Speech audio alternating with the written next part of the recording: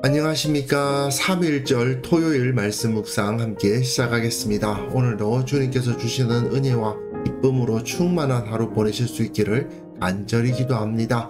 오늘 본문은 마가복음 7장 1절에서부터 13절까지 말씀이고요. 통독하실 말씀은 신명기 20장에서부터 23장, 내일은 24장에서부터 27장까지가 되겠습니다. 오늘 본문 함께 묵상하시면서 우리가 이 세상에서 주님께 순종한다는 것이 과연 어떤 삶인가를 한번 생각해 보았으면 좋겠습니다. 그럼 먼저 말씀 보시겠습니다.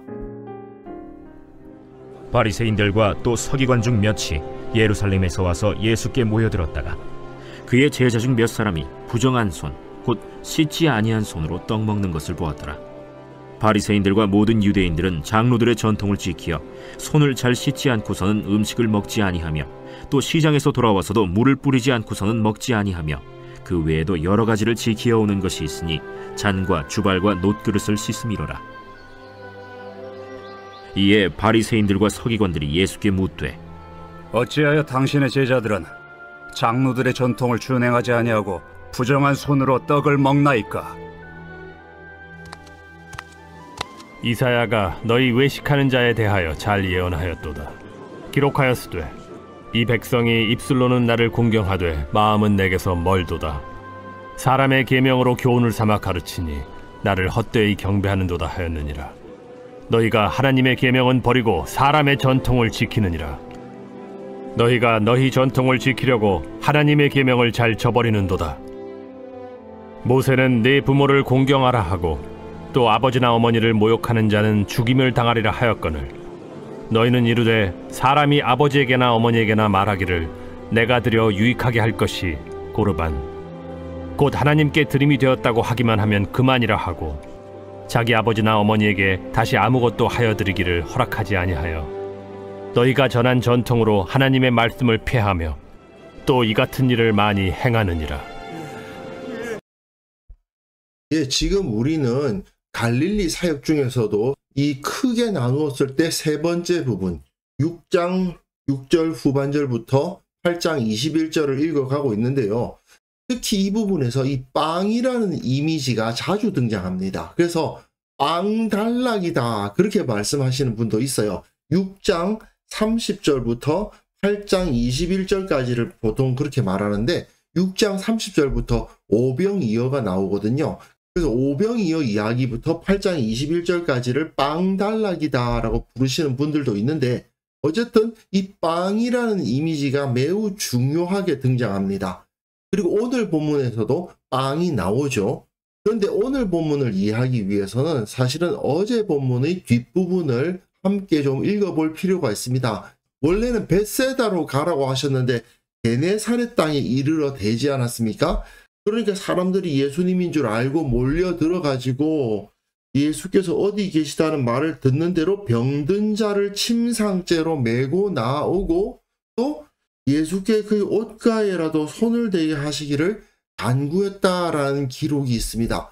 이거는 앞에서 나와 있는 예수님께서 믿음을 인정하신 두 가지 경우를 제시하고 있는 겁니다.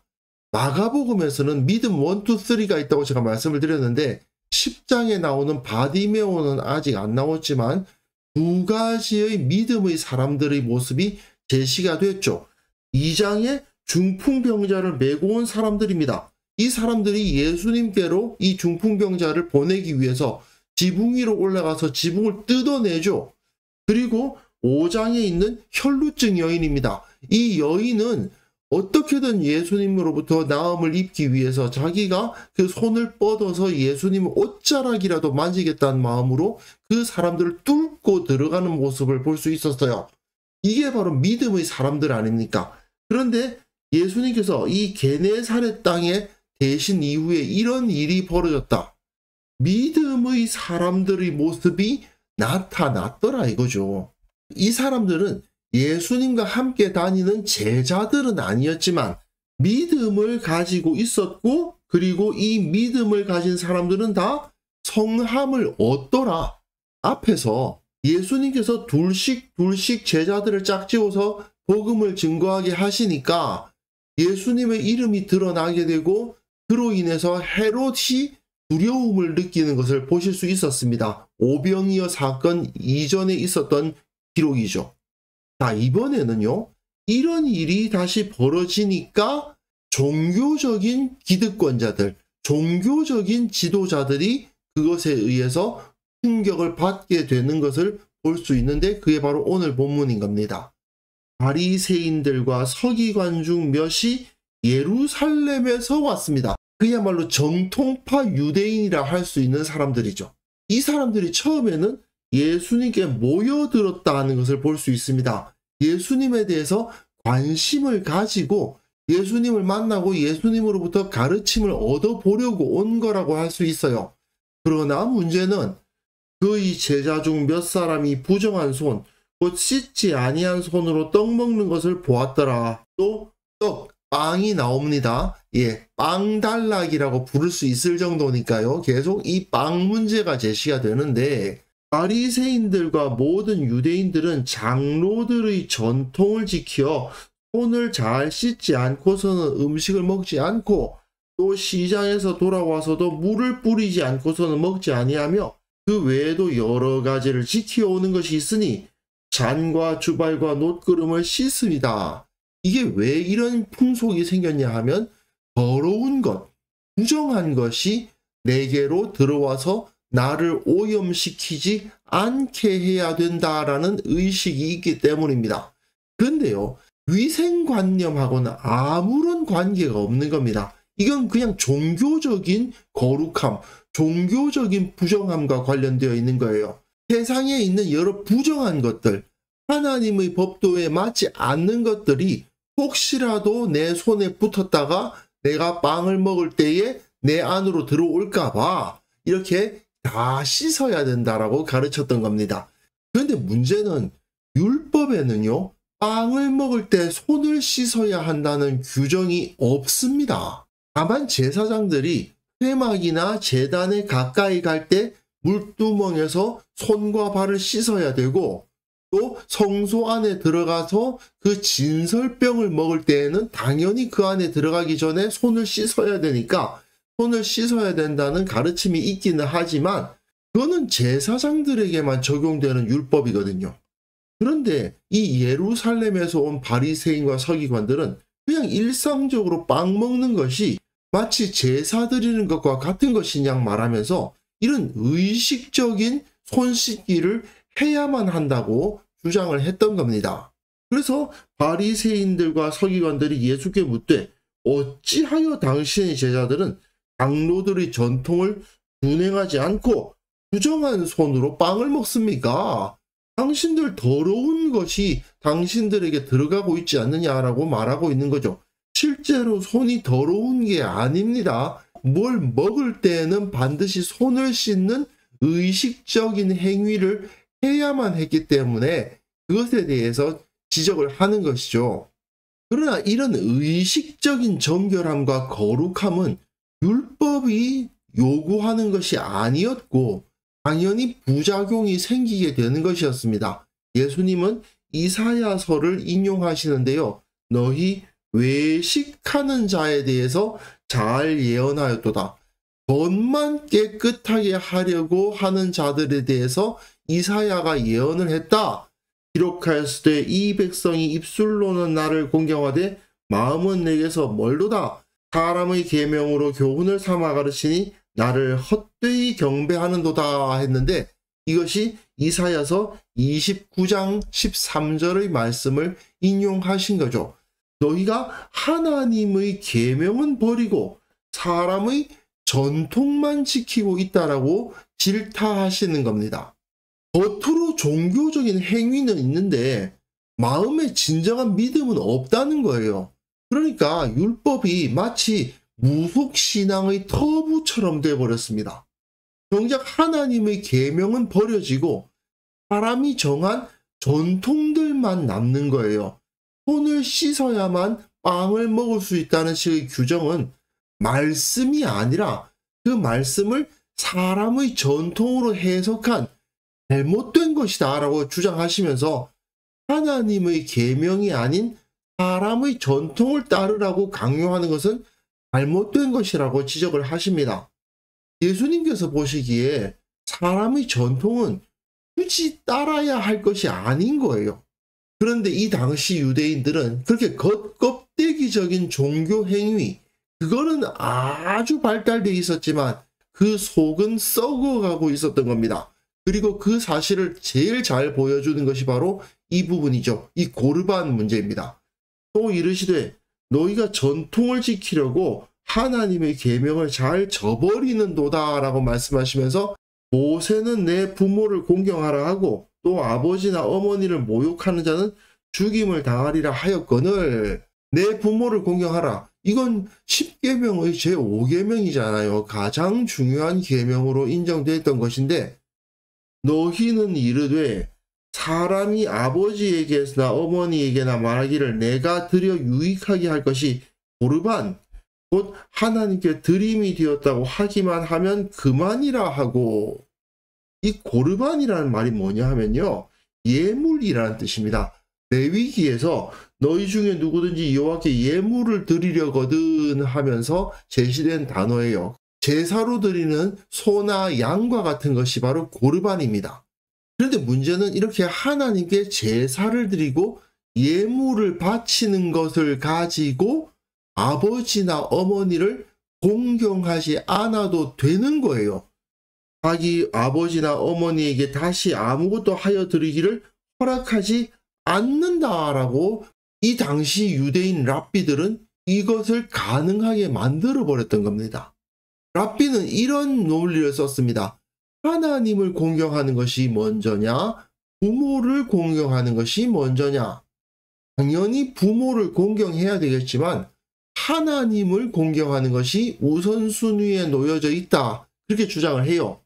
그런데 자기 모든 재산을 다 하나님께 고르반, 예물로 바쳐버리게 되면 그것은 하나님의 것이 되어버리기 때문에 그 바친 사람은 아무런 재산도 가지고 있지 않게 됩니다.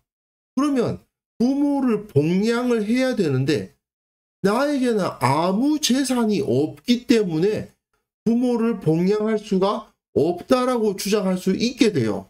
부모를 봉양할 수 있을 만한 자기 재산이 없으니 부모를 공경할 수가 없다라고 성경을 해석해버린 겁니다. 이게 미시나라고 하는 건데요. 바리새파 랍비들을 중심으로 한 율법 해석 논쟁을 담고 있는 책인데 그 책에 보시면 실제로 바리새인들은 자기들이 소유한 재물을 하나님께 고르반, 예물로 바쳤다라고 선언하면 실제로는 자기가 그 재물을 그대로 사용하고 있음에도 불구하고 부모를 위한 물질적 공경의 의무를 회피할 수 있다고 주장하는 것을 볼 수 있습니다. 어떤 사람이 집을 가지고 있습니다. 그런데 부모의 생계를 책임지려고 하니까 재정적인 압박이 좀 있어요. 그러면 부모를 봉양하긴 해야 되는 거 아닙니까? 내 부모를 공경하라 했으니. 그러니까 자기 집을 팔아서 작은 집으로 이사를 하고 그 한 돈을 가지고 생계를 꾸리고 부모님을 봉양해야 되는 것인데 그렇게 하려고 하니까 자기 집이 너무 아까운 겁니다. 어떻게 하느냐 하면 자기 집을 하나님께 예물로 바쳤다라고 선언해버립니다. 자기 집을 하나님께 예물로 바쳤으니까 그 집에서 나와야 되겠네. 그건 아닙니다. 그 집에서 죽을 때까지 살 수 있어요. 다만 이 집을 내가 하나님께 바쳤기 때문에 그 집을 팔아서 그 돈으로 부모를 공양해야 되겠지만 이 집이 하나님께 바쳐진 것이기 때문에 부모를 공양할 돈이 없습니다 라고 말할 수가 있게 되는 거예요. 게다가 만약에 그 집을 아들에게 상속을 해주고 싶다면 이미 바쳐버렸는데 어떡하느냐. 그때는 돈을 성전에다가 바쳐가지고 내가 이 집을 하나님께 바치겠습니다 하고 한 그 서원을 속량해버립니다. 그 값을 내고 그 서원을 무효로 만들어버리는 거예요. 그렇게 하는 편이 부모님의 생계를 책임지는 것보다 훨씬 쌌던 거예요. 아니 지금처럼 연금 제도가 잘 되어 있었던 시대도 아니고 그 자녀들이 아버지 어머니를 봉양하지 않으면 노인들이 살기가 정말 힘들었던 시절인데 이럴 수 있는가 싶은 정도입니다. 그럼에도 불구하고 당시 랍비들은 실제로 이런 식의 율법 해석을 하고 있었습니다. 그러다 보니까 남자가 자기 아내보다 마음에 드는 여자를 만났을 경우 자기 아내와 먼저 이혼을 하면 그 여자와 다시 만나도 간음이 아니다라고 주장하면서 남자 마음대로 이혼이 가능하다고 주장하기도 했어요. 매번 그냥 아내에게 이혼이라고 통보하기만 하면 무조건 이혼이 된다라고 주장하기도 하고요. 그 이혼 사유가 아내가 차려온 음식이 마음에 들지 않는다. 이 아내가 음식 솜씨가 없다. 그게 이혼 사유가 된다고 주장하기도 했어요.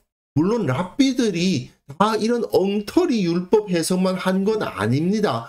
꽤 좋은 율법 해석을 한 경우도 많지만 이런 식으로 자기 맘대로식의 해석을 통해서 죄를 죄가 아니라고 주장하고 죄가 아닌 것을 죄라고 주장하면서 자기들의 권세와 편의를 극대화했던 겁니다.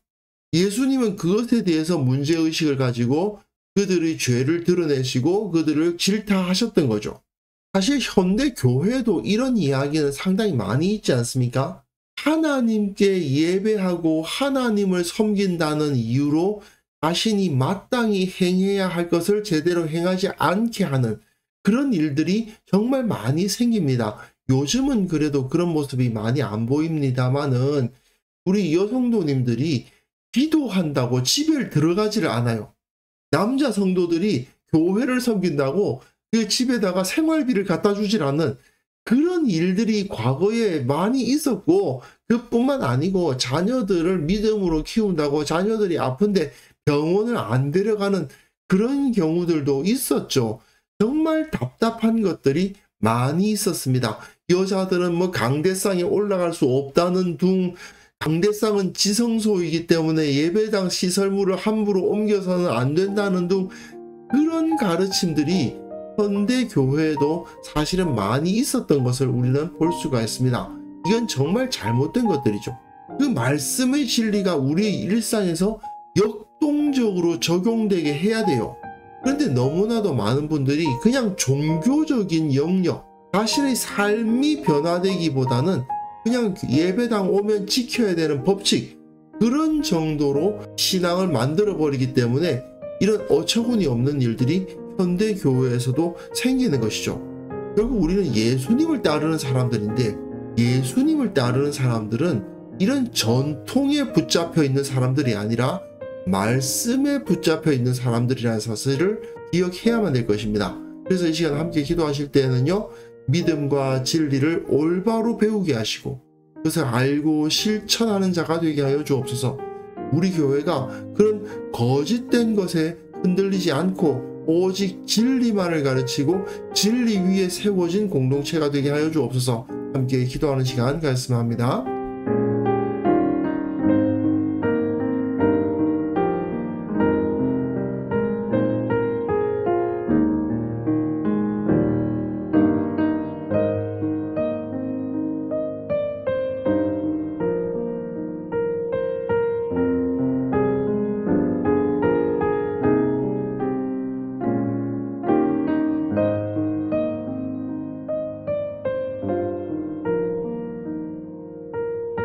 하나님 아버지, 우리가 오직 믿음과 진리를 올바로 배우고 알고 실천하는 자가 되게 하여 주옵소서. 교회에서 그냥 보고 배웠던 것들, 그 전통에 붙잡혀 있기보다는 왜 이런 일을 행하는지를 알고 주님께서 정말 기뻐하시는 것이 무엇인지를 바르게 실천하는 그러한 참된 신앙인들로 살아갈 수 있도록 도와주옵소서. 우리 교회가 이처럼 진리를 가르치는 살아있는 공동체가 되어야 되겠습니다. 종교적 전통이 아니라 말씀의 진리가 역사하며 이 교회를 이끌어 나갈 수 있도록 주께서 우리를 지혜롭게 하시고 말씀에 온전히 깨어있게 하시고 순종하는 자들 되게 하여 주옵소서. 주님, 특별히 내일 드려지는 그 예배 가운데 참으로 하나님의 진리만이 바르게 선포되기를 원하오니 주님의 권능으로서 이 교회를 붙들어 주시고 또 이 땅의 모든 교회들을 주님께서 이끌어 주옵소서. 오늘 하루 우리가 살아가는 그 모든 삶 가운데에서 진리를 추구하게 하시고 하나님의 말씀이 무엇인지를 배우는 자가 되게 하여 주시고 언제나 주님의 진리를 사모하며 배우기를 원하고 훈련받기를 원하는 자 될 수 있도록 은혜 위에 은혜를 허락하여 주옵소서. 감사드리옵고 예수님의 이름으로 기도합니다. 아멘.